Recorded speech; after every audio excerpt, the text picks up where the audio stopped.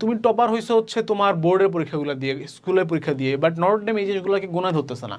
Notre Dame বলতেছে তুমি আমার এখানে এসো, ক্যাম্পাসে এসে পরীক্ষা দাও, এই পরীক্ষায় তুমি যদি ভালো করতে পারো তাহলে তোমাকে আমি নিব, রাইট? সো তুমি কনফিডেন্ট হচ্ছ কী নিয়ে? তোমার বোর্ডের রেজাল্ট দেখে, স্কুলের রেজাল্ট দেখে?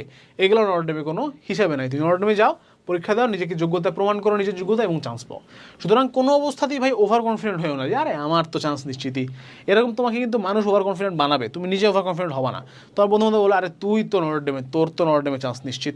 তোমার বাপ মা তোমাকে বলবে যে আমার ছেলে নটরডেমে চান্স না পাইলে আর কে পাবে? তোমাকে আত্মীয়স্বজন তোমাকে বলবে যে আরে ওর ভাবি নটরডেমে তো হয়ে গেছে, আপনি ঢাকায় বাসা কোথায় নেবেন এটা নিয়ে চিন্তা ভাবনা করা শুরু করেন। এরকম তোমাকে মানুষ ফুসলাবে, মানুষ তোমাকে হচ্ছে তেল মারবে, আর তোর তো নটরডেম নিশ্চিত ভাই, ডেফিনেটলি।